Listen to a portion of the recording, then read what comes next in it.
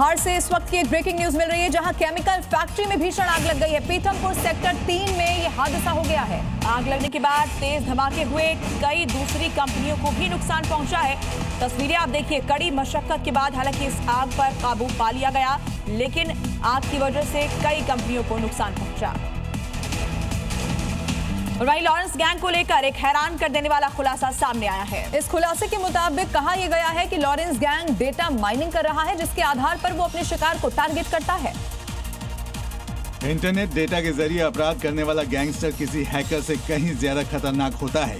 Lawrence data mining का use करके अपना टारगेट चुनता था। डेटा माइनिंग का मतलब होता है इंटरनेट पर उपलब्ध खास किस्म की जानकारी जुटाना और इकट्ठा करना। लॉरेंस गैंग के सदस्य जीएसटी जैसे डेटा को खंगालते और टैक्स के आधार पर अपना अगला टारगेट चुनते हैं। शिकार पर दबाव बढ़ाने के लिए सोशल मीडिया से उनके परिजनों का डेटा भी निकाला जाता था। लॉरेंस के गुंडों ने हथियारों से ज्यादा तकनीक का इस्तेमाल करना शुरू कर दिया है। इसी वजह से वारदात के बाद इनको पहचानना या पकड़ना चैलेंजिंग होता जा रहा है।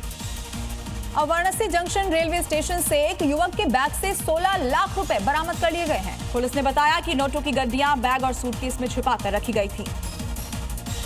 पुलिस गिरफ्त में आए शख्स के पास से 16 लाख रुपए की नई नोटों की गड्डियां मिलने से पुलिस महकमे में हड़कंप मच गया। बरामद नोटों की गड्डियां 10 से 200 रुपए तक के करारे नोट हैं। दरअसल पुलिस को मुखबिर से सूचना मिली थी कि ये शख्स कट्टे और बैग में छिपाकर लाखों रुपए ले जा रहा है। पुलिस के मुताबिक पकड़ा गया शख्स शाहजहांपुर में कॉस्मेटिक की दुकान चलाता है। पूछताछ में उसने पुलिस को बताया कि वो कटे फटे नोट लेकर वाराणसी बदलने के लिए आया था और उसके बदले 10, 20, 50 और 100 रुपए की गड्डियां लेकर वापस जा रहा था।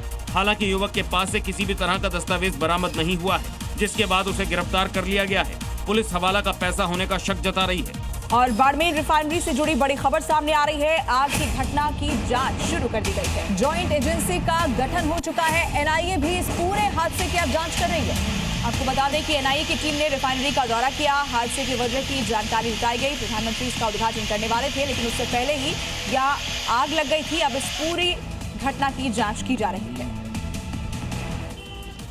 उत्तर प्रदेश के फिरोजाबाद की बात करते हैं, जहां पर स्क्रैप गोदाम में खड़ी गाड़ियों में अचानक से भीषण आग लग गई और इसके बाद 10 से ज्यादा गाड़ियां जलकर राख हो गई।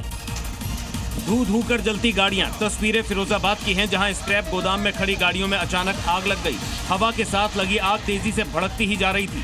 भीषण आग के तांडव मचाने का जो वीडियो सामने आया, उसमें पूरा गोदाम आग की लपटों के बीच घिरा नजर आया। चारों तरफ सिर्फ ऊंची ऊंची लपटों का ही कब्जा दिखाई दिया। थोड़ी ही देर में आग की लपटों ने पूरे स्क्रैप गोदाम को जलाकर खाक कर दिया।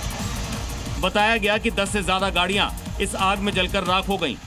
राहत की बात यह रही कि इतनी भीषण आग लगने के बाद भी सभी लोग सुरक्षित बच गए।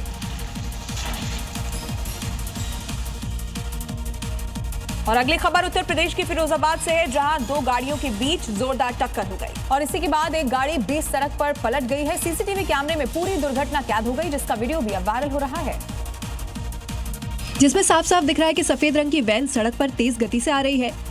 तभी साइड से मेन रोड पर एक काले रंग की एसयूवी आती है और दोनों के बीच जोरदार टक्कर हो जाती है। टक्कर इतनी जोरदार थी कि एसयूवी बेकाबू होकर पलट गई और सड़क किनारे छत के बल गिर गई। वीडियो में साफ साफ दिख रहा है कि ट्रैफिक सामान्य रूप से चल रहा है।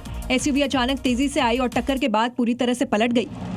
दुर्घटना के बाद देखिए कैसे ये शख्स एसयूवी से बाहर निकलने की कोशिश कर रहा है। इसमें सवार लोगों को गंभीर चोटें लगी है।